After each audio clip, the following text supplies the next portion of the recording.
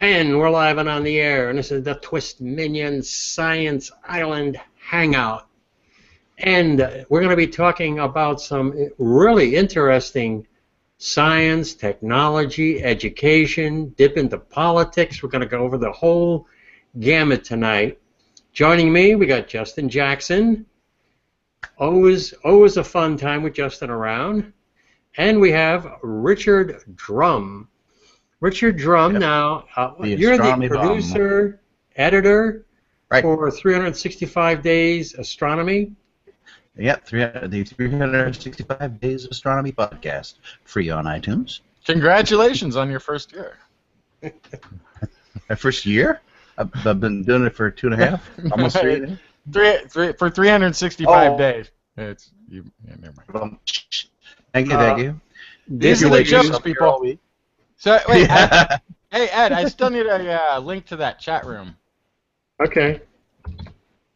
Gotta tell them we're live first, and then put in the link for us so that Justin can see what's happening in the chat room.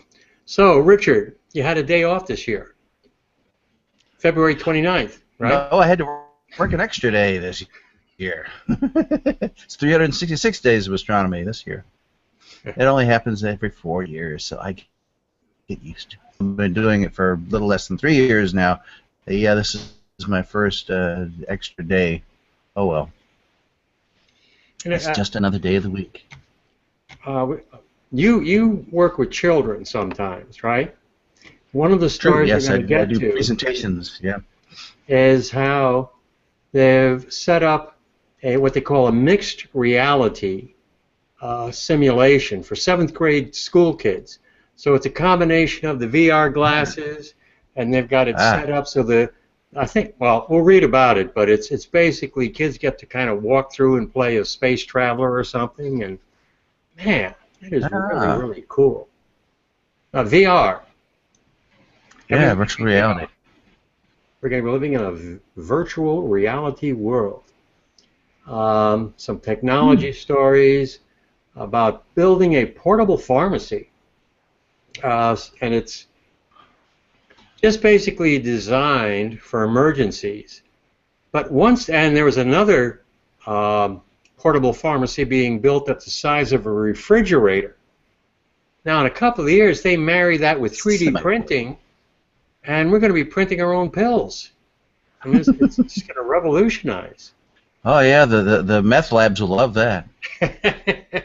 That's actually probably going to be the first application.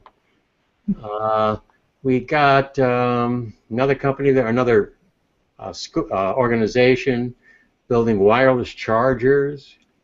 And we're going to be talking about astronomy. Got a couple of fun stories about astronomy. We got the Planet 9, the wandering Planet 9 out there. And we got Planet X. And these planets are sending asteroids our way, and they're crashing into us, and they're killing dinosaurs, and I don't know. I should kill my Linda Ronstadt. No, don't kill Linda. No, I couldn't hear it. I don't know what she thinks. Shame, though.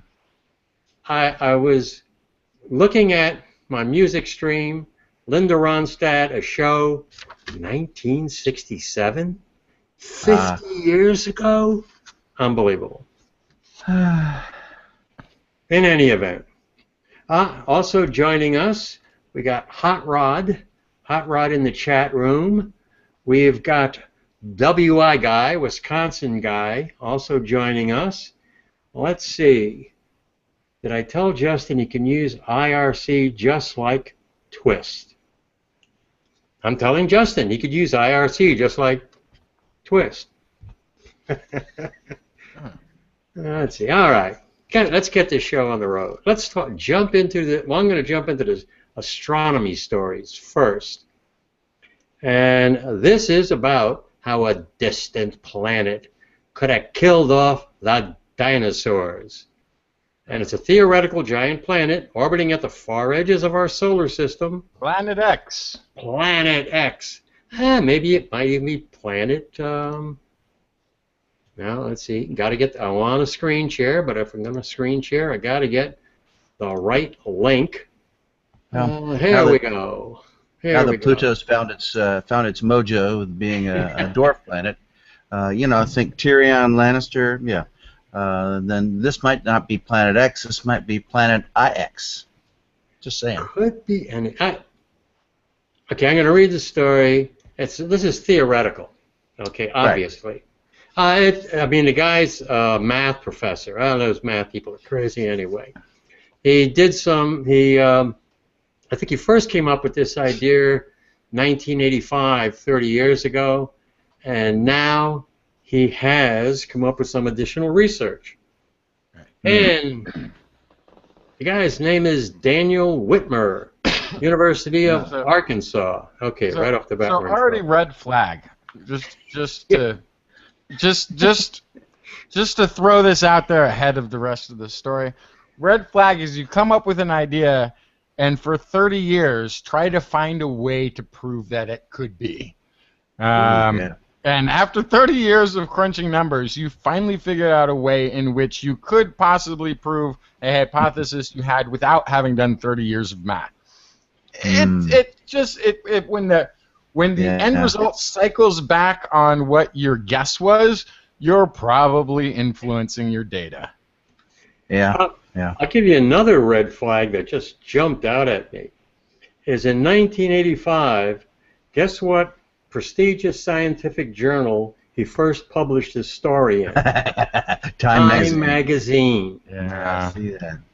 So, but I don't know.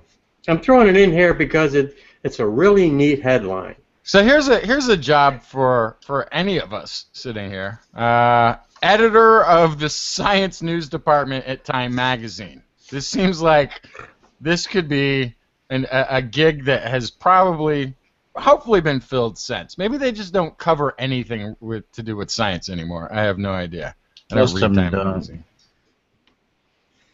Well, in any event, his original theory, and I don't even call this a theory, cited data that suggests the regular comet impacts originating from the Kuiper Belt occurred every 27 million years ago for the last 250 million years. He used his new method, the Whitmer method, to update his theory to show that they show up every 500 million years. Next time we can expect maybe 1,000 million years, 1 billion years, I don't know. But scientists with the California Institute of Technology, now this is in the articles, claim they found solid evidence to suggest a ninth planet could exist on the Kuiper Belt. Okay, that might bring this from just an idea to a hypothesis, I guess. Let's see. Right. Proposed planet would be much larger than the Earth and could help explain some odd orbits. Objects in the Kuiper Belt are following. Have you read this, Richard, or read about it? Oh, I've heard a good deal about it. What it is not Pluto so much, but it's some of the things beyond Pluto seem to all be clustered over on one side, within an arc of like 90 degrees on one side of the sun. And the best way to do that is have something big on the other side, kind of like acting like a big sheepdog or a sheep buffalo or something really big. All the sheep are like, no, leave me alone. And so they've kind of got a couple of zones where they think if it exists, this thing is likely to be. Yeah, and the math in this part looks good. I don't know about the 1985 thing or whatever that was, but the new stuff from Caltech kind of looks moderately solid. So the ninth planet, they're calling it a super Earth, and it's going to be way the heck out there. So think nitrogen ice and methane ices, that sort of thing. Very cold. The first thing I'm thinking of is we've got all these fancy space telescopes and stuff. If there was something there, wouldn't we have already at least noticed it? before, as opposed to just not relying on necessarily. some math and some other interactions. Too much stuff there, Ed. Well, It's just too much. They're really, really, really far away, and at that distance, the sun looks like merely a very, very bright star. It doesn't look like blinding to your eye. You could be out there. You could look straight. Even at Pluto, you could look straight at the sun and not blink and go, oh yeah, there's a bright star there. You wouldn't go, oh, that hurts. No. Now, whether this is causing extinctions over a period of 27 million years, or 250 million years, or 500 million years, or whatever, that's a good bit farther afield, and so I don't think we can claim that just yet.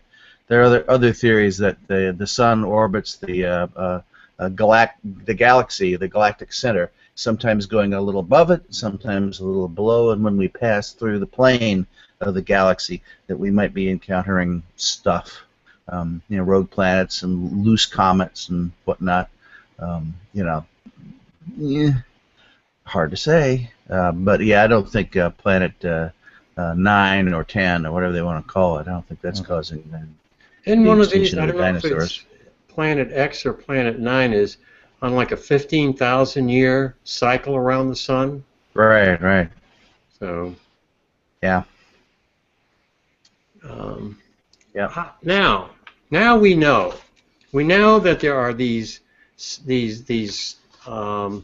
planets out there. They can maybe send asteroids and things our way. So I'm going to jump into a story that let's see if I can find the stupid thing. This is real science here. Real science, guys. Do we need a laser cloaking device to protect us from space aliens? Not for much longer. I don't know. You've got the NASA, you got SETI, you got these people sending stuff out there saying we're here, everybody, we're here. Sending all these crappy TV shows and reality shows. So the aliens know about Donald Trump. Oh no, I know. So here's the thing. First of all, all of our radar signals and television and radio signals that have been going out there, and Richard, you'll know this better than I. But this is started about 100 years ago. Yeah. And has this peak. And is actually probably falling off as we go digital, because the digital and the cable and these signals aren't going anywhere. So we're about to go pretty darn silent again. Right, fiber optics. Yeah, everything is. Yeah, we're going dark. So we have this blip where we were making noise, but if you go out, even with the earliest radio signals being sent, and it's not even 100 years ago. Right. That's less than 90. Yeah, less than 100 light years out there. Yeah. And another couple of decades, we'll start to get up towards the peak, and then we'll have about 40 years of making noise. But still, it's got to go out at the speed of light. And even if you go out 100 light year radius, there ain't much there. Yeah, not enough to let anybody know that we're there.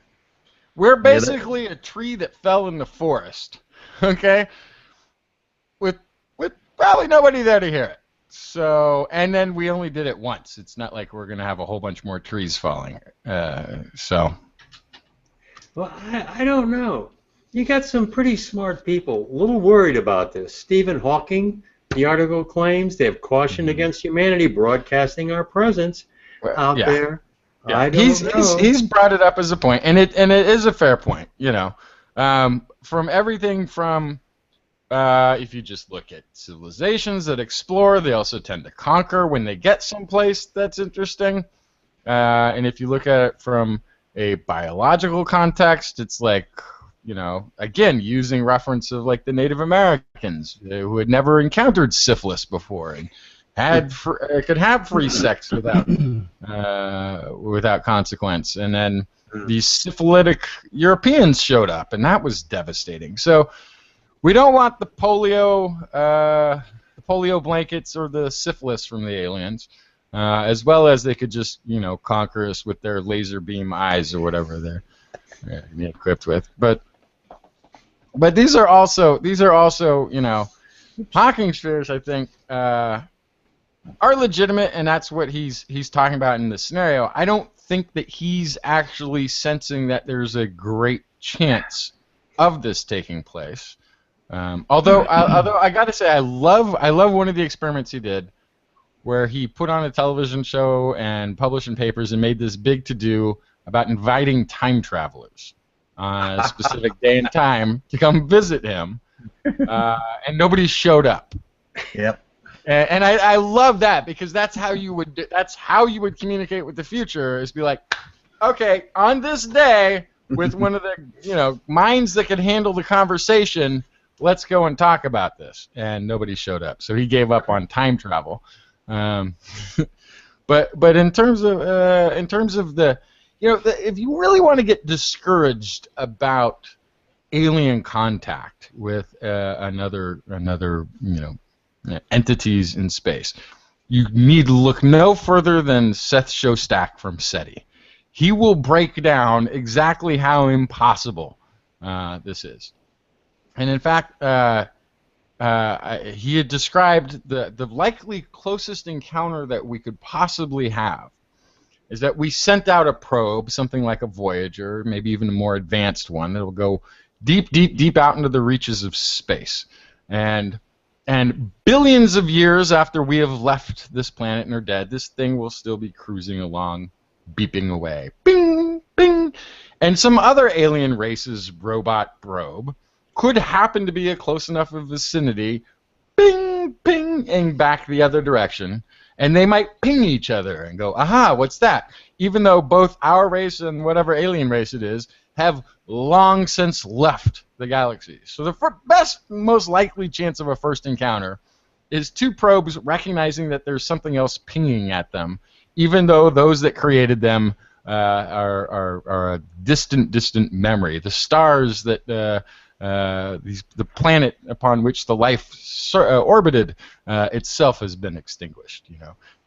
So not a real good chance of this. But much better odds playing the lottery, winning while being struck by lightning and eaten by a shark on land. Like this is the odds. Yeah, and Richard put a link in our chat area, and I'll include a link to it in my show notes, where he did a podcast. People he works with did a podcast on whether or not we're alone. But these are a couple of people. These are professors. These are Professors David Kipling and Alex Tichy. Where are they from? Columbia University in New York City. Hey, New York City? They'll probably go down to Washington Park, pick up a couple of drugs. I don't know. In any event, this is what they say. This is how they're going to save us. They say emitting a continuous 30 MW milliwatt laser for about 10 hours once a year will be enough to eliminate the transit signal. The energy needed is comparable to that collected by the International Space Station in a year. And they say this is a chromatic clock, and it will be effective at all wavelengths. And we would need a large array of tunable lasers. Put some tunable lasers in the hands of astronomers. Everything's got to work out, right? Total power 215 milliwatts. Now it occurs to me, okay, we got this laser, we got this super duper laser, and then you get the fluffy bunny people from the planet of fluffy bunnies, and they say, hey, there's some nice people on this place looks cool, and what do? We laser them. You know what's going to show up next time? Sharp little teeth. Let's see. I got an actual science story here. This is. But anyway, I did include add a link in our chat. If you could send that out to the other chat, I have a podcast that I created on that very topic. That I think I have to have the conclusion that we are functionally alone. That will be about 7,000 years before our signals reach anybody out there, anything intelligent out there. It's going to reach lots of microbes and bacteria. Every once in a while, some dinosaurs, alien dinosaurs, but yeah, it's I'm not buying it. What is this? What is this deal with spampermia? Spampermia. That's the right word. Life is Panspermia. Spermpamia. I don't know. Spermpamia. That's a different subject, Richard. I think that's how Chelsea came about. No, what I was. But these vast distances, right? Panspermia is the idea that some sort of microbes were floating around on, say, a comet, frozen in the comet's ice. Life on some other planet got frozen into this comet. This comet hits planet Earth, lands here, and those defrosted microbes say, "Hey, this is a perfect place for us to set up shop," and away goes life. So it eliminates the idea that there was life inventing itself upon the planet, and instead just came from somewhere else. The part of the problem is we have since learned that much of our that all the material in our solar system seems to be of the solar system, and the time going back when you would be forming planets, our planet formed pretty early, 4 billion years ago. Sun's not much older, I don't think, and we had life on this planet pretty much right away. It didn't take that long for it to develop on Earth. So the idea that there was somehow life formed, assumingly somewhere else in our solar system before the Earth formed and landed here, and then it becomes less and less plausible the more we learn about the makeup of the solar system. Yeah, but it's possible that there's a separate creation of life. Creation, wrong word. A separate instance of life in the seas of the moon Europa or Enceladus. No telling. Well, I mean, during that period when life developed on Earth, I don't remember the exact time period where Mars had that protective ozone layer like we have on Earth. When Mars had an active core. I don't know how long that lasted, but during that period, you could have had, volcanic rocks from Earth landing on Mars and vice versa. You see, you could have had, we could have seeded each other. And as we learned from this show last week, Enceladus is only like 100 million years old now, so they've got it dated now. It's a relatively new new moon. So the more we start to figure out about our Europa's still got a shot, but even then Mars maybe, but the thing is that it happened so early on this. I mean, life on this planet we can date back like 3 billion years. We don't really have time for anything. So the other possibility though is pre-solar system, some other formation somewhere, but then it's got to escape its solar system. It just gets really hard. And actually, I like it bodes much better for life throughout the universe that panspermia isn't the answer. If panspermia is the answer, it means, yes, great, we know there was life somewhere else, but it also means that it happened even under a stranger condition than could have happened on this planet and floated around from some, who knows, long-dead planet before arriving here by chance. It makes it actually, the idea that you could have a planet form and within 1 billion years have life or crawling about in it, teeming oceans of some form of life, bodes much better for the universe as a whole to have the same conditions repeat themselves. So As much And as I used to love the idea of panspermia, I think without it, life has a better shot. Yeah, wasn't you necessary. when we look at we're looking at these exoplanets, and they're talking about possibility of life, etc. And they talk about you find water, etc. But the big thing is, don't you need to have a planet that has an active core to provide that magnetosphere to protect life that's forming Yep. from the ultraviolet rays, etc.? That's Earth-like. Maybe, Yep. maybe. I mean, that's the other thing, right? Like, we can't just assume that life is that our sweet spot, our Goldilocks zone, is all and be all for all life. Life as we know it, yeah. We want another Earth planet out there to replicate. You know, we want to keep the experiment exactly the same or as close to it as we can get it. But it doesn't rule out other possibilities. There could be much tougher forms of life. Although, that's one of those things that, like, as they're working on and trying to find the smallest genome possible for life to exist, those are some of the experiments that they should be able to play with at some level, although perhaps the experiment itself is going to be difficult.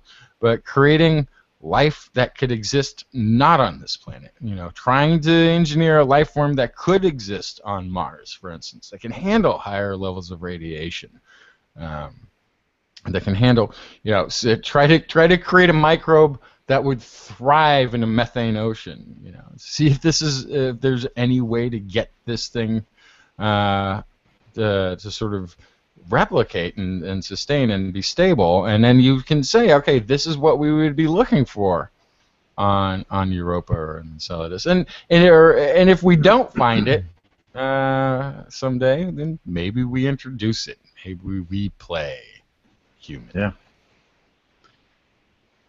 Yeah, and the Earth microbes are going to have a hard time surviving on Europa.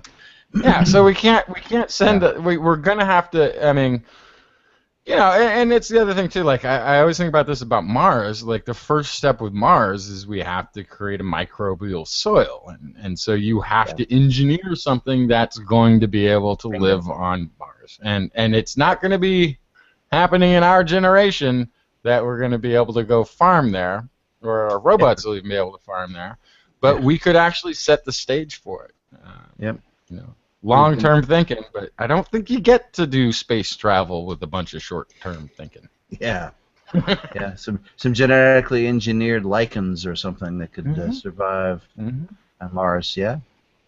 I don't know if get it you guys forget clean rooms. Just send it. Don't clean anything. Maybe something will make it, on its own. We don't have to engineer it. Just we'll luck of the draw, have every kid in the country sneeze into a petri dish and open them all up on Mars.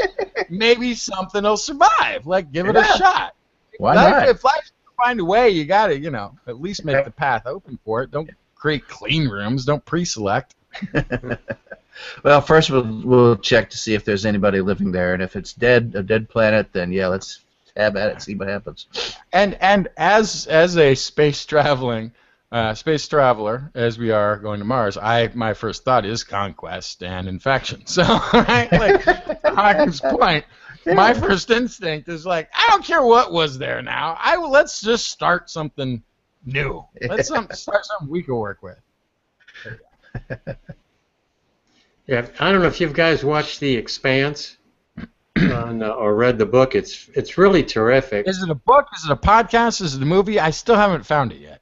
It's an audible book is the best way. Okay. It's 3 books, and it's a television series on the Sci-Fi Channel. But the basic storyline is that they find, and I might have been on Earth, they find someplace, it's called the proto-molecule. And they don't know what it is, and all of a sudden this proto-molecule shows up. And it infects one of the characters, and the woman, well, I'm explaining this badly, but basically the storyline is, spoiler alert. they go, well, No spoilers. What? I mean, this No is a spoilers. book. Come on. Oh, okay. Okay, I'll jump ahead. This is in the third book. So this is season 3. What? You're gonna ruin Anybody it. hears it's gonna forget it. La, la, La, la, la, la. la. Well, now the entire podcast is ignoring this. So, but it's I remember you talking about this before. There's like different people I'm gonna get who are raised in different areas, so the gravity's different. So then they can't travel that easily between, like, whether they're in the Kuiper Belt or whether they're on Mars or on Earth, because gravity's different and radiation is different. They freak out when they go to a different environment, right? Okay, here's the question. Here's a scenario. I'm not going to say how it turns out. Book number 3. Okay, you got Mars and the Earth and the Belters, and they're now stuck around this particular. I forget which planet it was. Okay, and now you got this portal. So, A, do you see the portal as a way to expand and take over the universe? That's option A.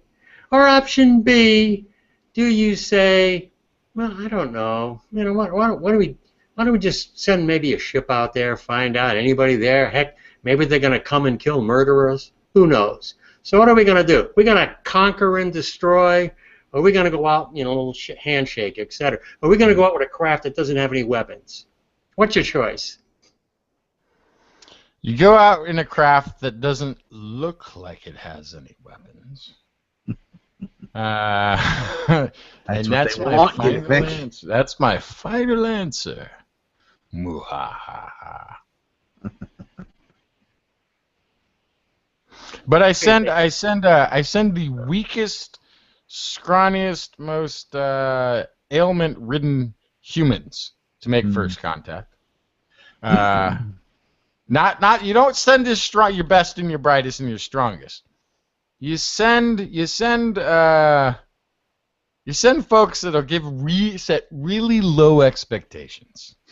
This is the first contact. You know, that way at least the first wave of their invasion is really underestimating us. But by the second wave, they'll probably have it figured out, and we'll all be doomed. I'm gonna jump to a neat story. It involves education. Man, this is the educational environment I want. And it's 7th graders learning astrophysics through something called a mixed reality computer simulation. And there we go. That is cool. That is just plain cool looking. And these researchers, University of Illinois, hope to inspire greater numbers of young people to become astronomers or at least embrace learning sciences with this new computer simulation. It engages children's bodies as well as their minds. It's called METEOR, METEOR. Mixed reality computer simulation teaches middle school students concepts of physics such as planetary motion, gravitational acceleration, by having students physically act the part of an asteroid traveling through space. They merge virtual reality with the physical world so that participants can interact physically with digital objects. Potential with these types of experiments to motivate students to pursue science education at the primary, secondary, and university levels to undertake science careers. Unfortunately, science instruction has typically not gotten students up and moving until now. And jumping ahead, this research focused on the emerging field of embodied learning. New word to me, new phrase to me.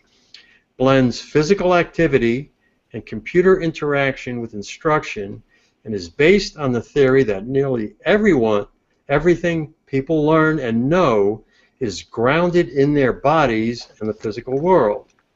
A couple of people published a study that compared the impact of immersed, mixed reality versions of METEOR with versions that students used on a standard desktop computer.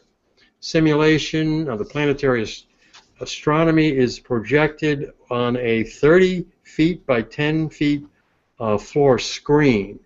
And I can show you, there's this little test. After you've done that, and after you tried to avoid or hit a particular area, then you can find out how well you did on this little testing device. How cool is that?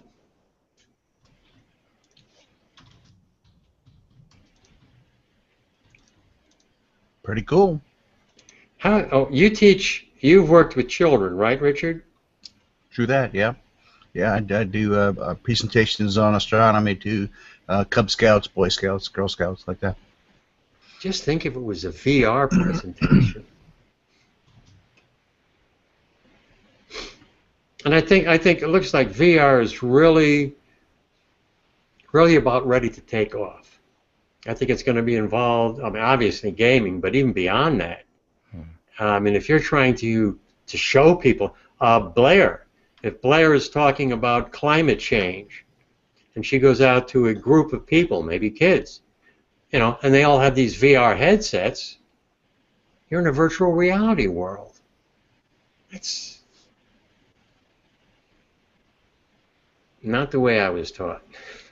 The only thing is they got to get rid of that. They got to get rid of like these clunky virtual reality headache-inducing stuff. Oh yeah, they got to get rid of ears and eyes. Replace them with better interfaces. This will be a USB jack right in the back there. Right there, yeah. And this clunky, organic, mushy brain thing. It's just so hard to store data and retrieve it again. Okay, I'll be right back. All right. What we can do then, we can talk about some actual astronomy science. And that is, let me find the correct, here we go. Andromeda's first spinning neutron star. Yeah, my internet is freezing repeatedly here once again. Yeah, I don't know. Well, I am going to go ahead. Andromeda's spinning neutron star. Yes. And, neutron stars are kind of awesome. By the INAF Osservatorio Astronomica di Roma. Got the Italians involved. Osservatorio, yeah, Astronomica di Roma. You got to make a little pasta while you're doing the science, right? Yes, every word has to have an A at the end of it. Yeah. And as we know, Andromeda, or M31, a popular target among astronomers. Under clear, dark skies, it's even visible with the naked eye. Its proximity and similarity, similarity in structure to our own spiral galaxy, the Milky Way, make it an important natural laboratory for astronomers. It's been extensively studied for decades by telescopes covering the whole electromagnetic spectrum. Right, radio telescopes, X-ray, the whole lot. Mm-hmm. Despite being extremely well studied, one particular class of object had never been detected before: spinning neutron stars. And these stars are the small, extraordinarily dense remains of a once massive star that exploded, boom, as a powerful supernova at the end of its natural life. They often spin very rapidly and can sweep regular pulses of radiation towards Earth, like a lighthouse beacon appearing to flash on and off. Yeah, that's a pulsar. Right, pulsars, and they're found in stellar couples, with a neutron star cannibalizing its neighbors. Jumping ahead, binary systems hosting a neutron star like this are quite common in our own galaxy, but regular signals from such a pairing have never been seen in Andromeda. Now, astronomers systematically searching through the archives of data. So this is looking at the data that had been previously accumulated from the XMM Newton X-ray telescope have uncovered the signal of an unusual source fitting the bill of a fast-spinning neutron star. Spins every 1.2 seconds. Wow. Appears to be feeding on a nearby star that orbits every 1.3 days. That's pretty fast, 1.3 seconds. Yep. We were expecting to detect periodic signals from the brightest X-ray objects in Andromeda, in line with what we already found in the 1960s and the 70s in our own galaxy. And this is Gina Luca Israel of the Astronomica di Roma. But persistent, bright X-ray pulsars like these are somewhat peculiar.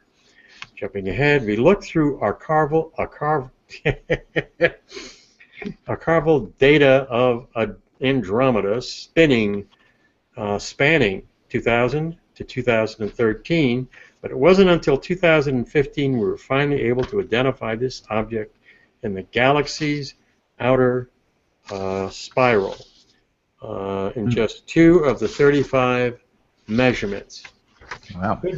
Could be what we call a peculiar low-mass X-ray X-ray binary pulsar in which the companion star is less massive than our own sun, or an alternative intermediate mass binary system with a companion about 2 solar masses.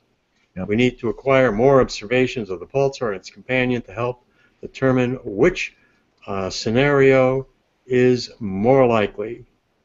And I will stop there. Yep, I need to train some more radio telescopes on it and listen carefully, see what happens. Well, that's always interesting how it isn't just new observations, but how going back over Yep. What has been discovered previously. Yeah, data mining, the old data sets. Oh yeah, and this this new breed of telescopes, starting with ALMA, are going to create huge data sets that will provide rich fodder for scientists for decades to come. Yeah, we're just scratching the surface. Yeah. Yeah, all right. Now, Hot Rod is worried about Justin. Oh, Justin just taking either smoking a cigarette or taking a pee break. One or the other.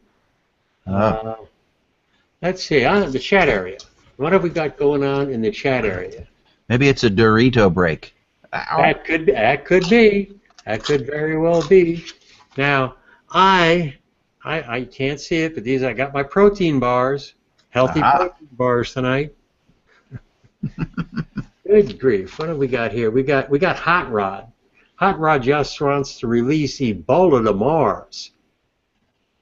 I don't know. We got to cross Hot Rod off the list here, I think, as far as spacecraft. I don't know, pretty much anything we introduce to Mars is going to die there.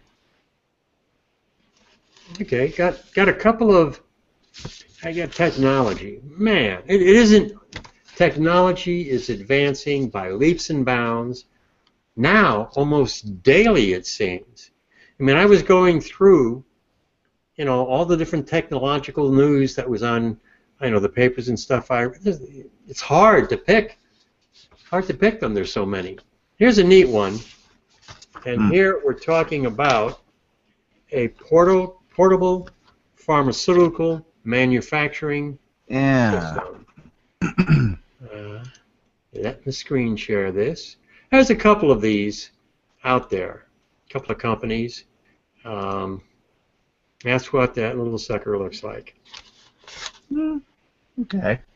Let's see. The MIT, the bright boys at MIT, developed a compact portable pharmaceutical manufacturing system that can be reconfigured to produce a variety of drugs on demand.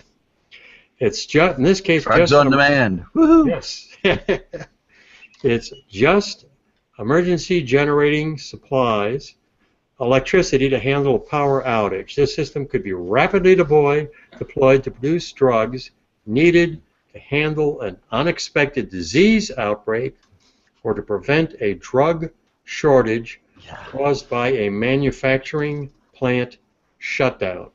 This has Breaking Bad written all over it, doesn't it? Yeah. Doesn't it just though? I mean, Yeah. this is really the future of narcotics is going to be on demand. You know, MIT I'm needs looking money forward for their to, research, actually. right? I'm looking forward. I would love to have this machine for my own personal devious uses, but I think it's brilliant. And there's another story I came across, and their portable pharmaceutical system is the size of a refrigerator. Kind of looks like it might be a little bit bigger, but obviously, I mean, this thing is once they show that this works really, really well, we're all going to have one of these, something like this, in our homes, just like a microwave oven. At this point, it's expensive, and this particular device, it creates 4 drugs. Let's see, I've got them listed here somewhere.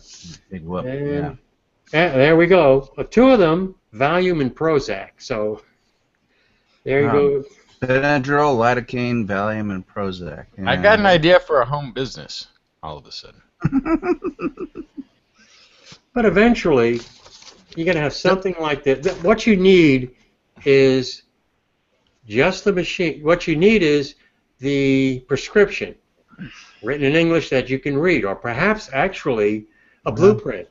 You go to the doctor, or the doctor sends you the blueprint for the medication he wants to give you. You take that blueprint, you put it into your 3D printing machine. You go to a store, maybe you get it from Amazon, you get the ingredients. Right, that's the trick right there. Yes. You've got to get the ingredients, and then you've got to be able to mix the ingredients properly. Yeah, exactly. Yeah, and for instance, lidocaine is one of the drugs, the 4 that they mentioned. At University of Virginia, when I was taking organic chemistry classes, that was one of the test items was to make lidocaine. I believe I got a B-, something like that. Not very high purity.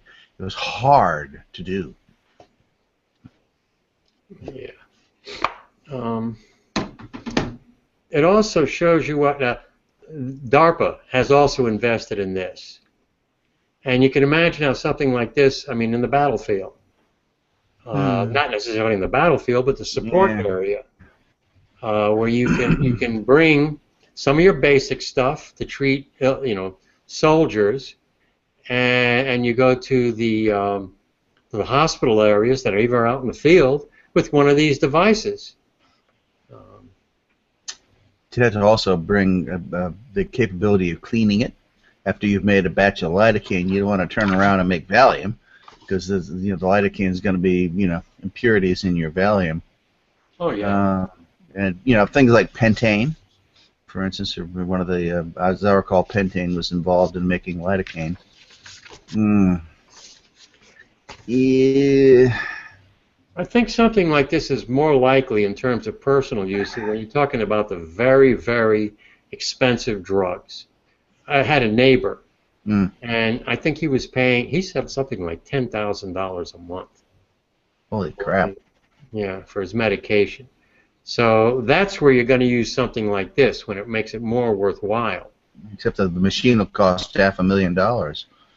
Well, you got to get the cost of the machine down. And you got DARPA, the Defense Department, investing in it, and they got $1 bazillion. They don't worry about no budgets or anything. So. Yeah. Another interesting story. This is a wireless charging for vehicles. And this is the Department of, what department? DOE? Oak Ridge. Oak Ridge. Okay. Oak Ridge Yeah. National Laboratory.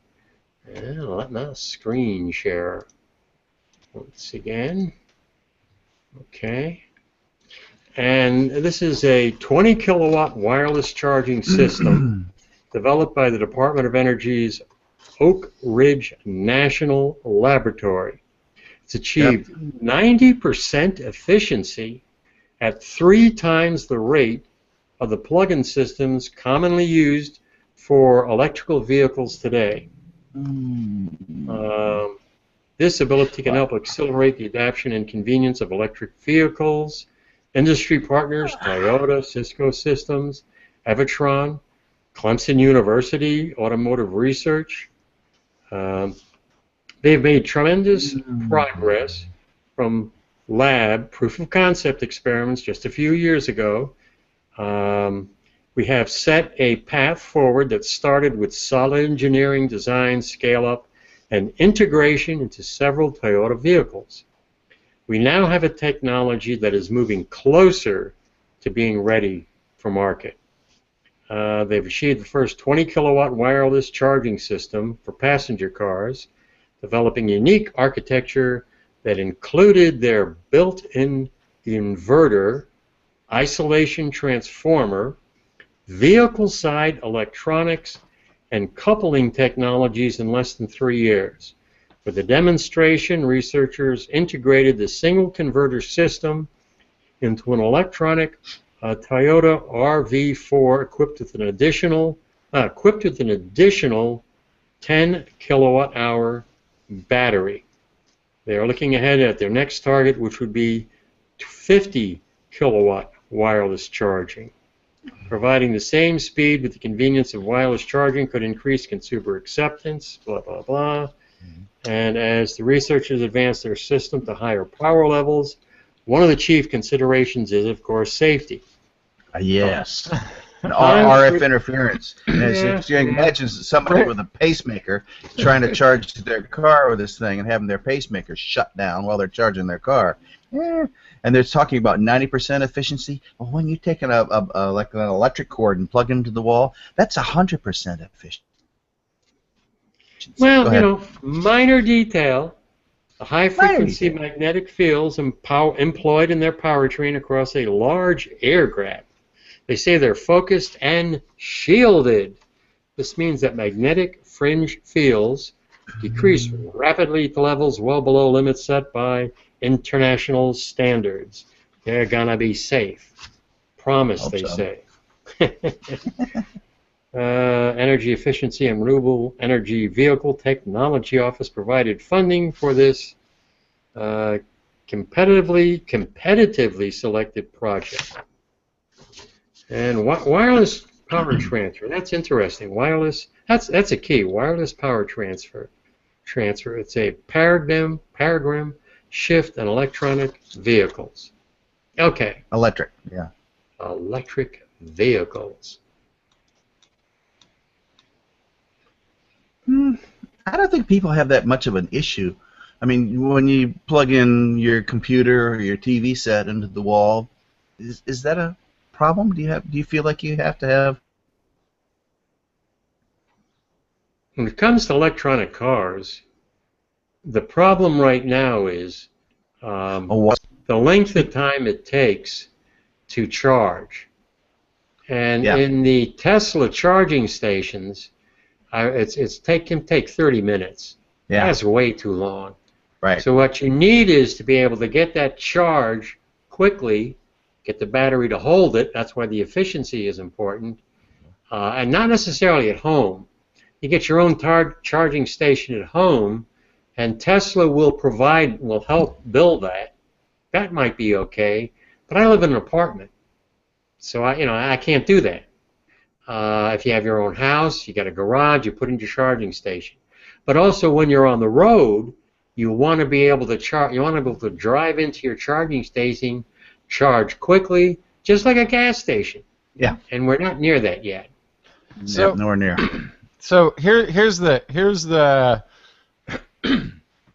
there's a wireless charging station here in Davis. There's something called Honda House that was built, and it's designed so that you can drive a all electric Honda Fit in there, park it in there, and it'll wirelessly charge it. But this is it and it doesn't matter really how rapidly it's going on if you're doing it at home. Usually you don't just go home and then, oh, I wish I could fill up with gas and leave my house right away. Home is like you could just plug it in on a regular AC and have it trickle charge for the 6 hours while you're sleeping, no problem. Problem is once you're out there on the road. And it is a problem if you're going, it's the distance problem. If you're going on a 600-mile trip, halfway through, you're going to have to stop for a few hours and charge. And it's got to be in the right location, otherwise you have to charge early, and then you have to charge again before you get to your destination. So there's that whole thing. But part of this, especially if we were getting more and more rapid chargers, is that you won't need the gas station mentality of it anymore. You won't need to pull into a gas station and charge up and wait. There's for instance, what's his name? Wozniak.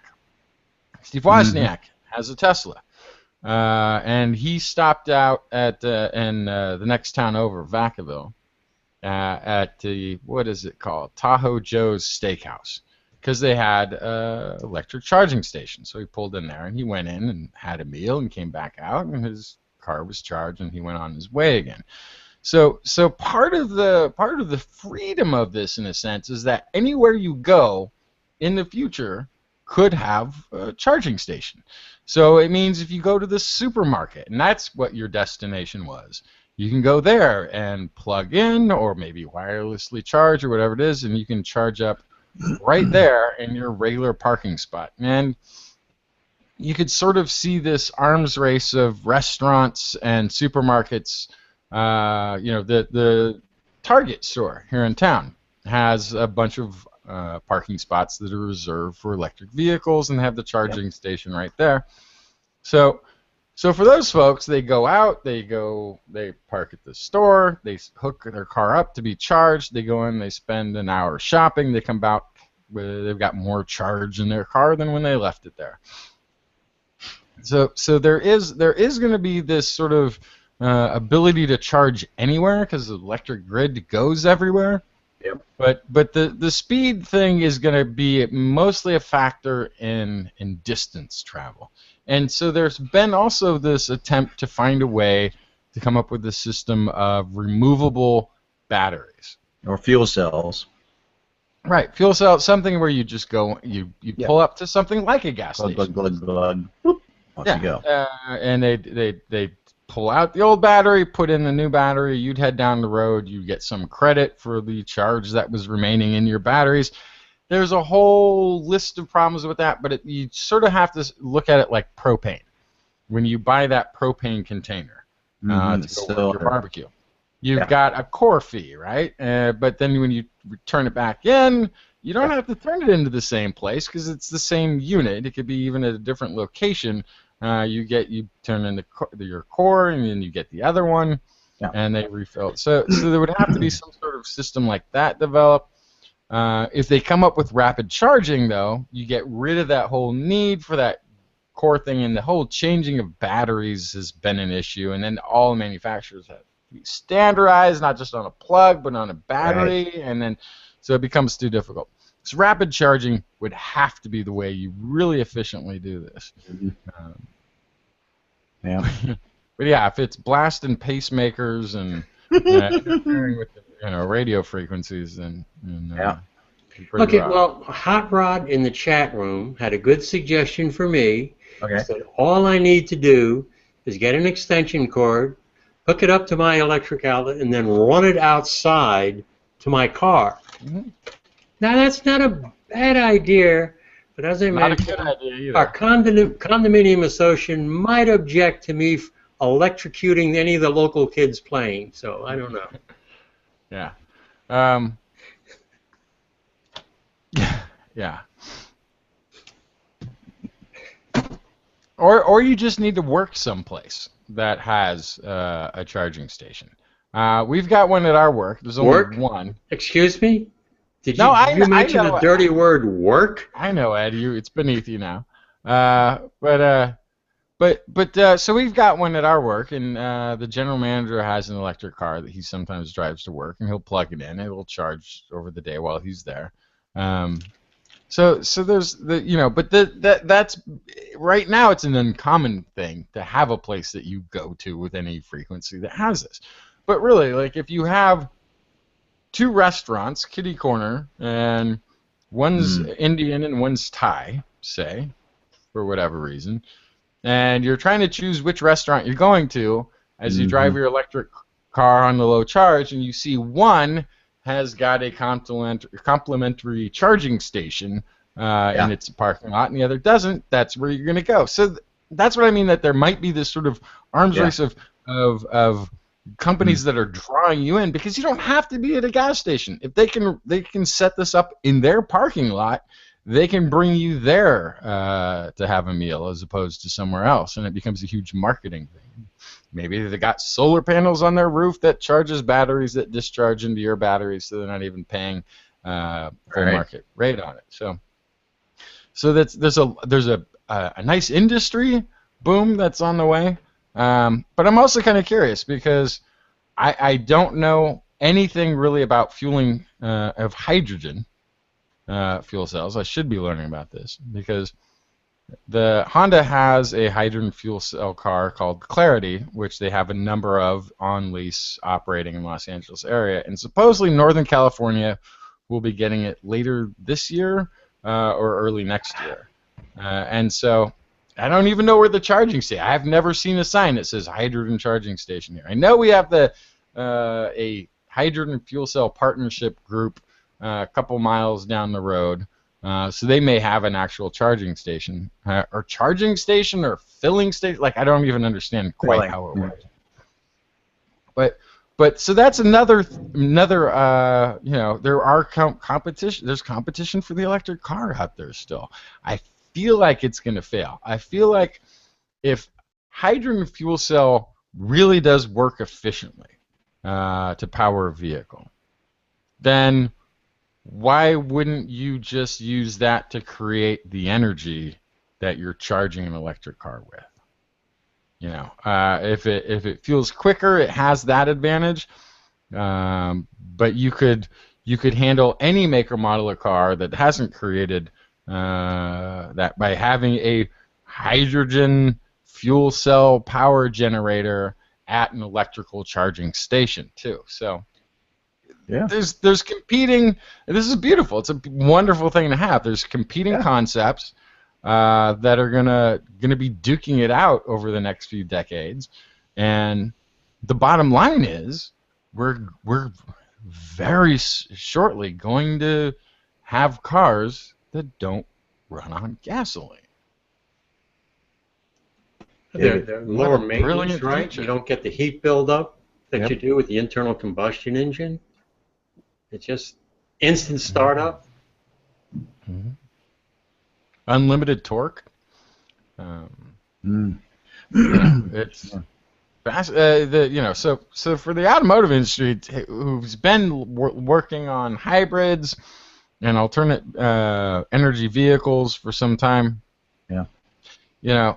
there's a downside to all of this, which is that non-combustion engines, motors really, don't require the same maintenance. And we're already getting that point, though. With the synthetic oils, you don't change oil every 3,000 miles. Now it's like every 8,000 to 10,000 miles, once a year maybe for some folks. The transmissions are sealed. You check them at 100,000 miles. Even most are now gone to CVT transmission. So there's not even metal gears that are needing lubrication or anything. So the auto industry is working really hard to push a lot of what it makes money on off of the table, but also when it's, we could be bringing back this ancient American tradition of the road trip. When I first got my first car, gas was less than $1 a gallon. You know, you could fill up for 89 cents a gallon, something. Wow. Try 29 cents a gallon. Yeah, yeah. I mean, yeah. But for me, this was unlimited freedom, and so I would just go on these road trips where I would just drive for days and weeks and go and exploring because it wasn't. And I felt really bad for like looking at kids who were like paying $5 a gallon. Like they're not gonna go on a wild adventure meandering around California if they're paying through the teeth for the gasoline, just the fuel to get there. So. And you could, look at the cost of goods and everything else could be dropped if getting stuff from truck transport to store, those prices are all reduced. We could really have a huge financial boon from this. Again, we need the hydrogen fuel cell to be the power generator, the hydroelectric dam or a nuclear power plant. If we're burning coal to create the electricity to power these cars, we're actually putting coal-burning cars on the road. So where the energy comes from to produce the electricity is actually more important than just having an electric car. Yeah. I mean, we're really on the cusp of a real revolution. I mean, we're talking the same kind of thing when you went from the horse and buggy to the automobile, when you talked about going to factories, and we're going to have robots, all the manual, what we call manual labor jobs and stuff, it's all going to be robots at some point. And this could happen more quickly, 10, 20 years, but it will happen more quickly than we realize, probably more quickly than even business leaders realize. And it is going to cause a lot of disruption. It is, in the short term, but in the long term. Yeah. And we're headed towards politically we're going to end up going the Bernie Sanders route. We're end up going to be more and more a democratic socialist country, and it's inevitable with the automation and the technology progress. The robots that are building our equipment are going to be made somewhere else. They're going to be built somewhere else. At a certain point, there's not going to be enough actual jobs that need human labor and input in the United States. It's one of the nice problems to have, being a first world country in the technology revolution, is that there's going to be less actual work that humans need to do to keep the whole thing going. And so we're going to have to get to a more socialist thing. It's going to have to look a little bit more like Star Trek, where you never hear about anybody talking about, so, hey, what's the income of a captain versus a first lieutenant? That never comes up. They get credits, and they go and spend these credit thingies, and who cares? Everything's pretty much provided, right? You have to leave largely have to leave a capitalist-based society once there isn't a requirement of work for survival. Because the other part of it is there's not going to be enough work for everyone to be surviving off the merits of that work. So there's going to need to be a pretty decent level of socialistic payment of citizenry for it to even make sense. And it'll get voted that way. The market force of a democracy is going to say, at some point, a large enough portion of the percentage of the population won't be able to find work, and they're going to vote themselves a safety net. So it's just inevitable that it's going to go there.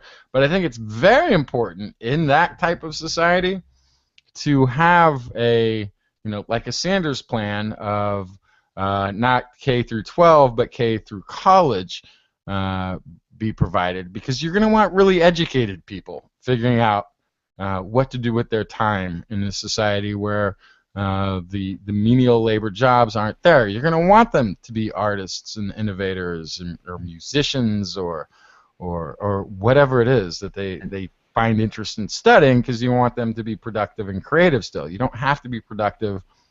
Earning a wage isn't the only way to be productive in this society. Yeah, and somebody's got to be be able to. That's all right, Richard. My internet. But somebody's got to be able to repair the robots when they break down or design new ones.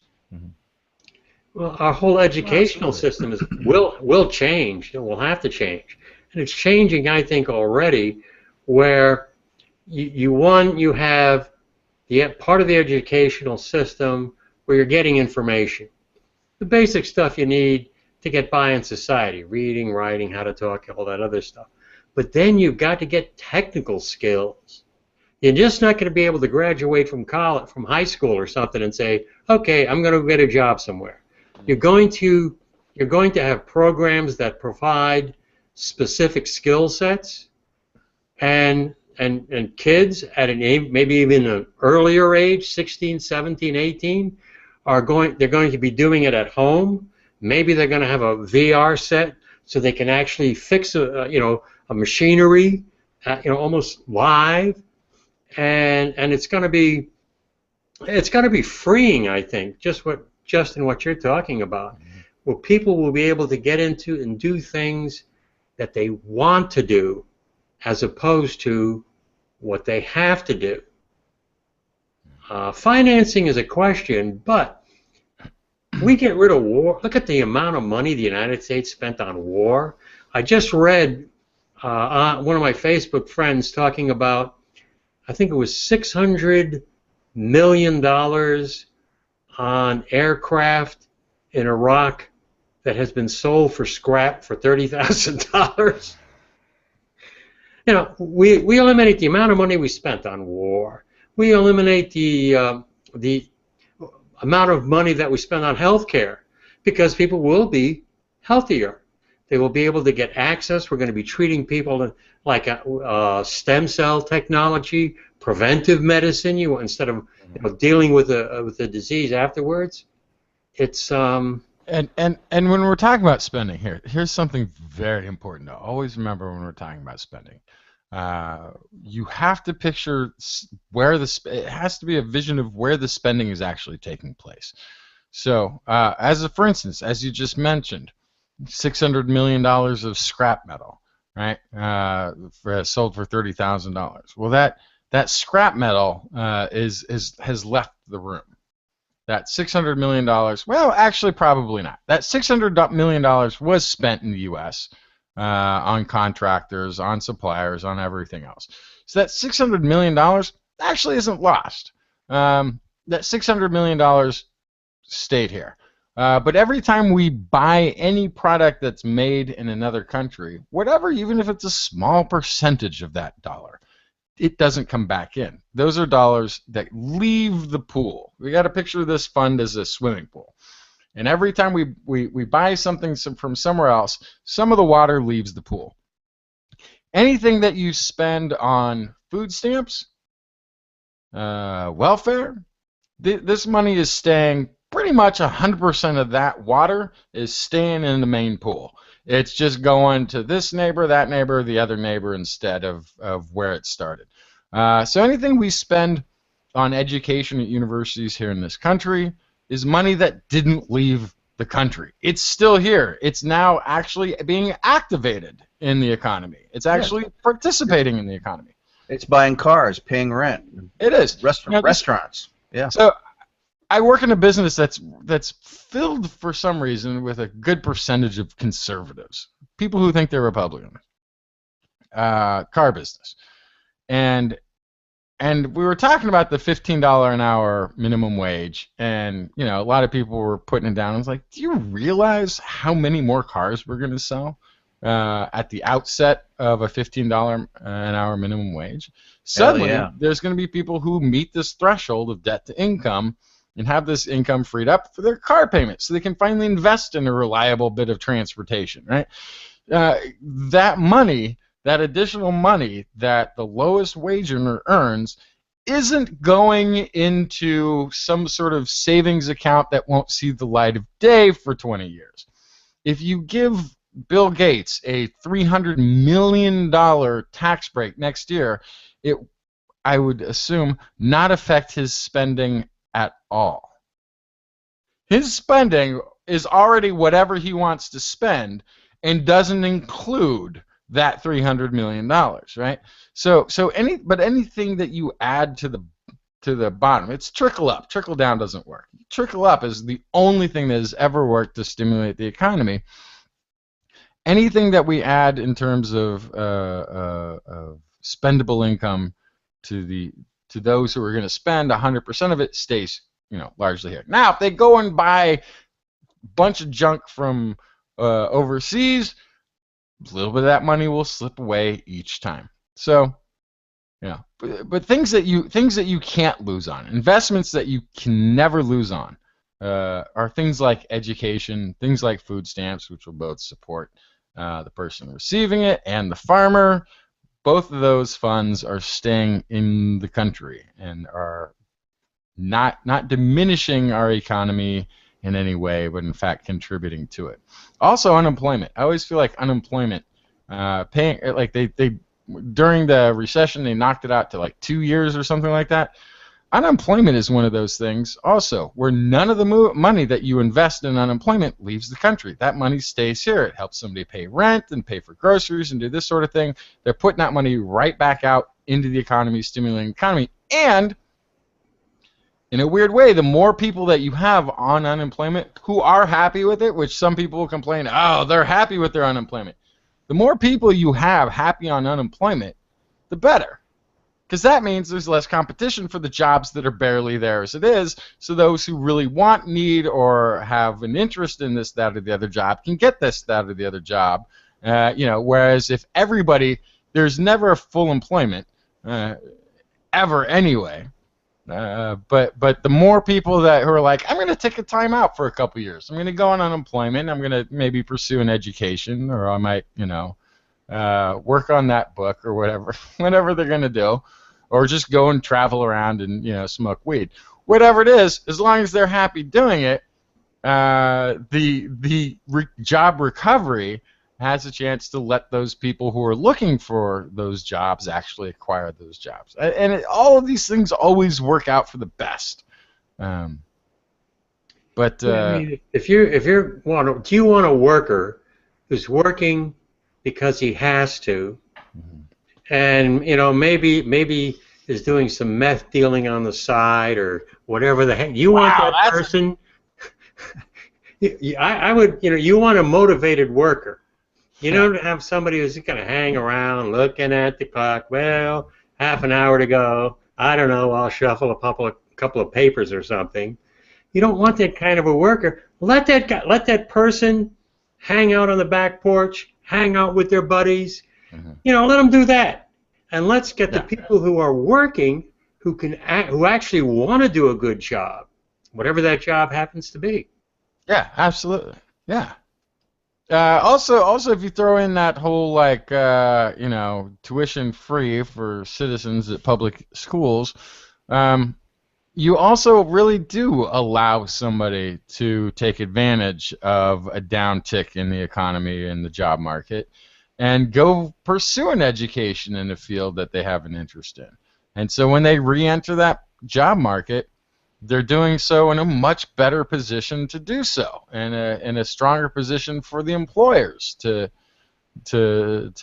want their skill set, want their education to be applied. So there's all those pluses, but then you have to wonder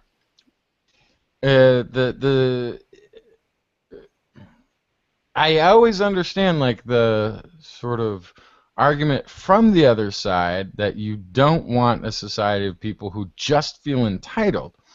But if you continue to outsource all of the jobs and automate those that are actually still on the soil, you don't really have an economy that sustains a population. And in a democracy, that means people get the opportunity to vote in something that does work. And that's why I think we are going to head to a more social democratic society, because we just have to.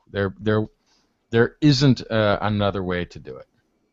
Yeah, that's what I think we are.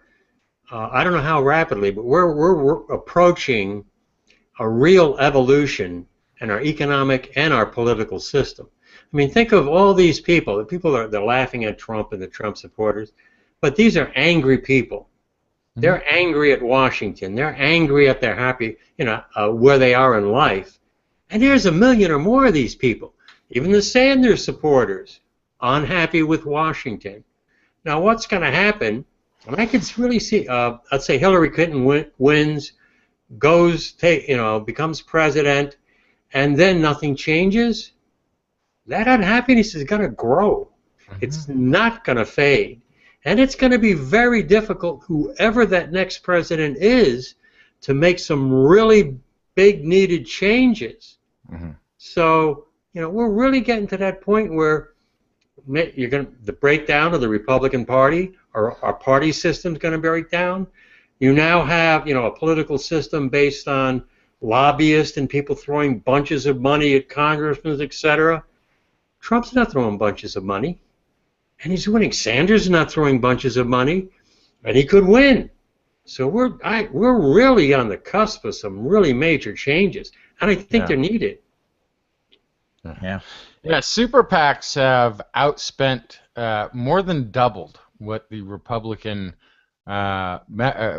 candidates have raised thus far in this election, and it's to a staggering amount. It's like already in the primary over $1 billion, which is sort of the dollar realm that you would expect for the actual general election.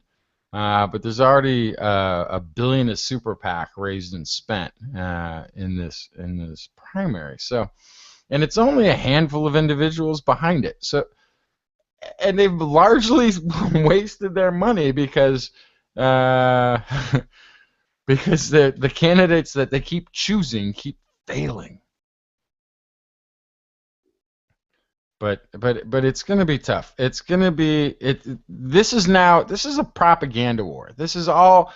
I mean, I look at money in politics as I look at big tobacco lobbies or the fossil fuel lobbies, which is they will keep telling you the lie that this doesn't affect anything, that it's perfectly healthy and perfectly normal and nothing bad can come of it. And yeah, I think even if Hillary is the president, I think that message survived for another election season. And then, it's kind of hard to attack an incumbent from the left or right, once they're an incumbent. So maybe the backlash will be from the right, And so the soonest, I think, we would have another visitation of having a Sanders-esque candidate run, who would probably be Elizabeth Warren, is you got to be looking at 8 years from now, at the soonest. That would be Hillary for 4, and then somebody on the right, as fractured as that party is, will probably be a third party on the right that takes her down. And then after that 4 years of mayhem and destruction, that would be 8 years from now, would be the soonest, we would have an opportunity to sort of set things right again. So in a way, if Hillary should get the primary and lose the general, and we had 4 years of whatever ridiculous Republican dismantling the economy would look like, I think that would be the soonest we would have the shot at getting a sane economy. But I wish Biden had run. I really do. Oh, I wish Biden had run, because he would have split Hillary, and we would have been talking about Sanders all through the beginning, and then Hillary or Biden would have blinked and dropped out, but it would have been too late. I still think Liz Warren would have made a much better candidate than Bernie. Yeah, and I kind of wish that she had come out and supported him and campaigned for him, and I think that would have made a big difference. But it's too bad. This is a major lost opportunity. It's going to set our country back at minimum a decade, I think. It's too bad. Yeah, and it can go two ways in terms of the voters. If the next president doesn't make any dramatic changes. People still remain unhappy. This pay inequality, grows. More and more people, they're working and they really can't make enough money. I mean, Jesus, health insurance alone, until technology solves that problem. But if more and more people get more and more upset, then they could simply give up, not vote. And that means you got a small, you could have that right wing or left wing radical person get elected because their supporters are going to vote, and maybe most of the other people would just step back and say, oh, what the heck, doesn't make any difference. I can't wait for the Republican convention. I'm gonna have popcorn, buttered and salted, and I can't wait to see this. No, Wiz Mike, I was about to say, you corrected yourself. Wiz Mike said both Republican and Democratic parties are faking apart, and then corrected falling, that is. No, actually, I liked it the first time. I think faking apart is absolutely spot on.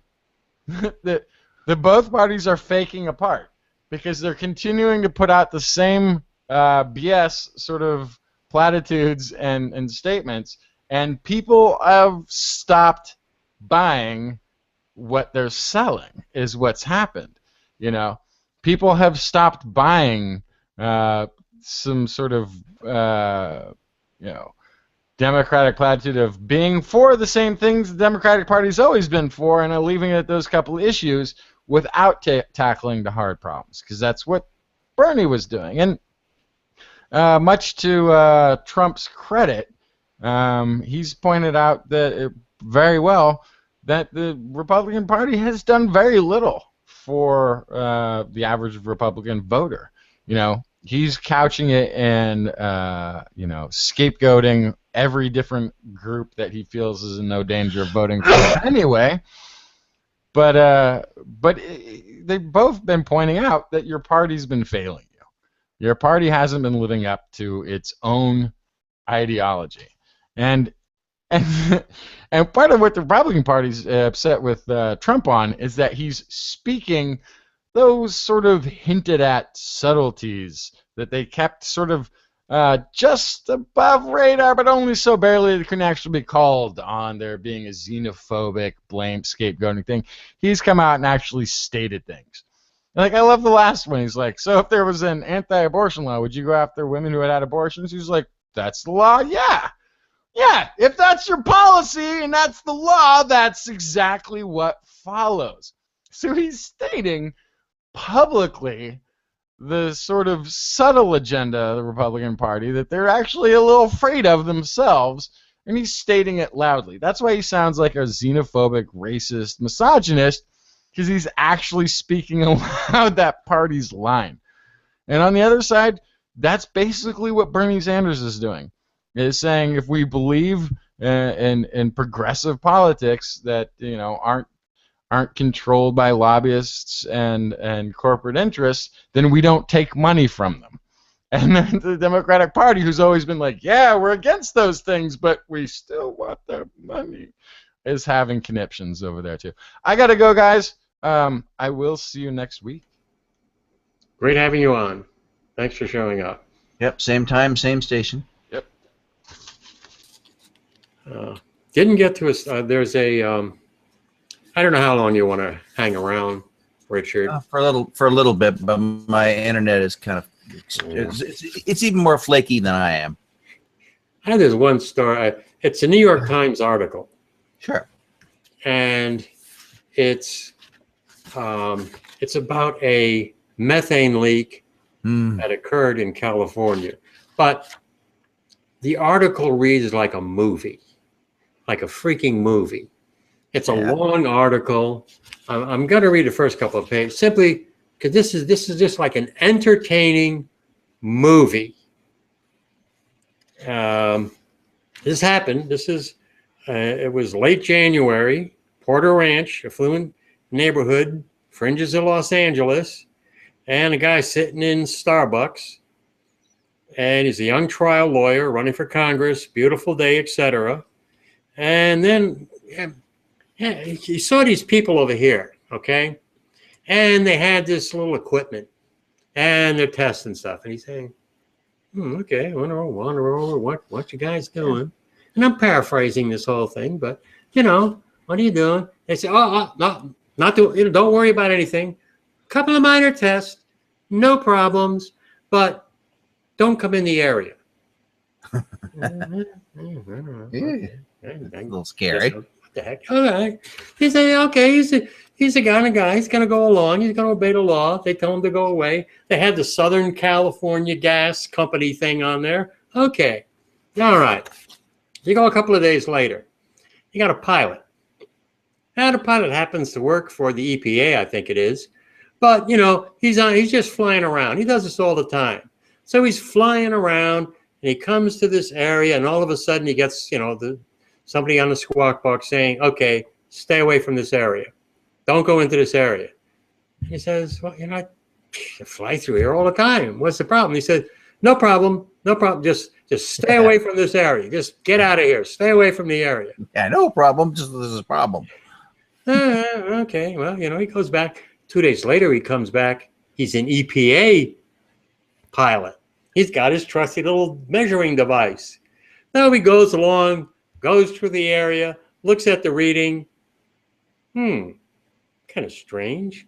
Normally, there's only 2 parts per something. I've got 30 parts per something. Hits his little device, probably on the top of it. He says, it can't be right. Turns around, flies back. Holy shit. It is 30 parts per million. And he goes back. Of course, there's a big one. There's now people are beginning to realize, plus people are starting to get sick. So they have a meeting with town officials. 100 people show up. They got lung problems. These are people that are sick.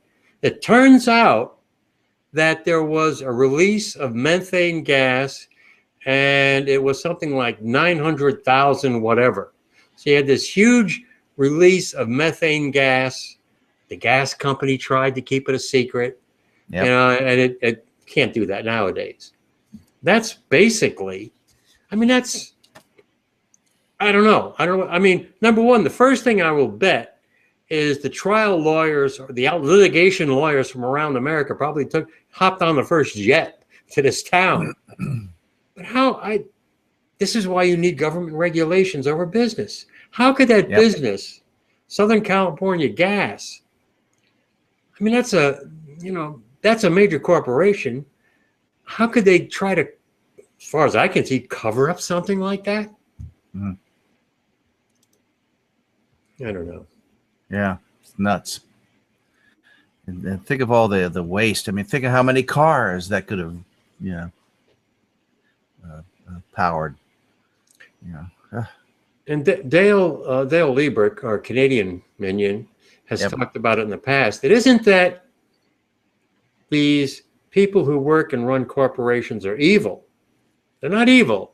Yeah. Their priority is to put the company first. Their priority is the stockholders. Money.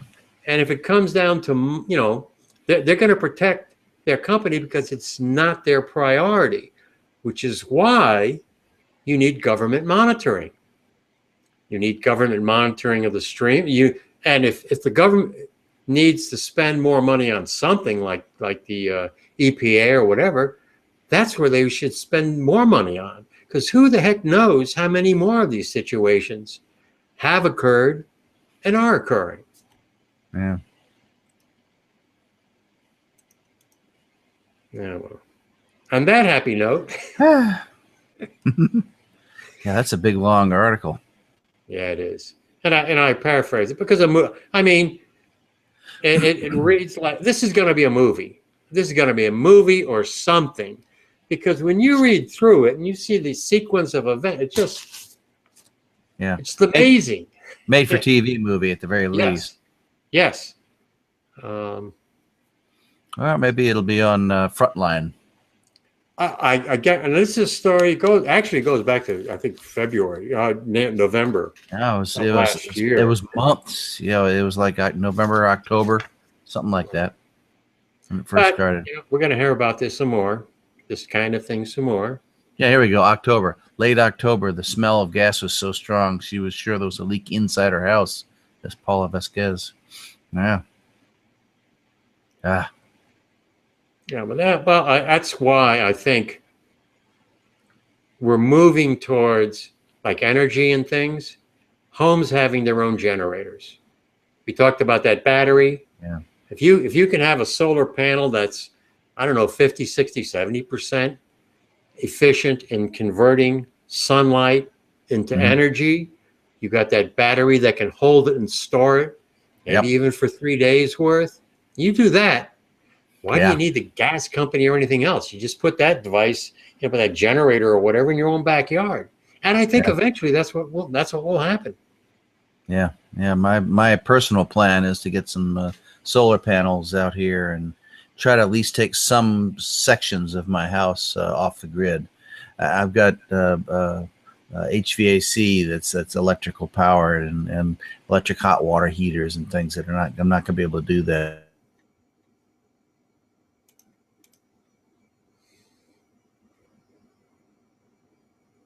Get yourself some good solar power there, and then you won't keep freezing. I'm back. No, but if I can get my refrigerator and the kitchen and a bunch of lights and stuff off the grid, that'd be cool. That's another amazing thing. You're freezing, right? Because of the bandwidth, etc. Yeah, I've limited. We're supposed to be the most technologically advanced country in the world or whatever. Yep. How in the world can our internet be so bad? Yeah. I'm paying $94 to get decent upload and download speeds. I'm getting a lot. My down is 177, my up is like 12. Dale in Canada's, he's getting wire connected and he's getting 100. He will be getting 100 up. Not 12 up, 100 up. Wow. Yeah, I get on average and download in the 4, 5, 7. I don't know if it's megs per second or kbits per second. Upload is 0.7 on a good day. Yeah, it's crap. Yeah. So, and I will be sure. I like your podcast. Haven't read one recently. I will put the one that says "Are We Alone?" I'll put that in the show notes. That was a good one. That won a communicator award. Is that Pamela Gay? Yep. She's my boss. Okay. Bestest bossest there ever was. Okay, Richard. Got my energy bars. I've been dealing with contractors, getting up early, dealing with the contractors. Oh boy. I'll relate it. I mean, really, this is now the thing is, I got a interest-free loan. I don't pay back until I have to sell my condo or die, which I'm not going to do. Okay. Yeah. Through a U.S. Housing Department to the town of Seymour. Now, they put it out for bid. You know what that means? Low bid. Low bid gets the contract. I don't care, right? So they came in, they put new windows. Actually, they're pretty good. They took the old windows out. Now, they didn't have the kind of car where they could just put the windows on the side. What they did was they put this tarp out on the deck, put the windows down, took hammers and smashed the glass, figuring that the glass is going to fall on the tarp. What could go wrong? Get inside in the carpet. Well, I wouldn't have mind, but I come back and then I look on the ground outside my condo, and there's pieces of glass like this. We got kids playing in the grass, and they got glass. I called them up, I yelled and screamed, blah, blah, blah. They come back, they clean up the deck, they go outside, they brought, I don't know, some kind of a vacuum type deal. Okay, they're ready to go. And I say, okay, wait, guys. I go back onto the deck and say, okay, guys, there's still glass there. Got them on the hands and knees. What? Okay, you smash the glass with a hammer? You don't think it's going to spray? Mind-boggling. Yep. What you gonna do? All right, at least I'm not paying for it. So, okay. Great having you. This was really another great hangout, I thought. Last week was a good hangout, and this week's another great hangout. So much news to go over. Frozen. Here we are. I'm back. Okay, I will let you go, and Okay, hopefully see you next week. Yep. Bye, guys. Okay, bye-bye, everybody.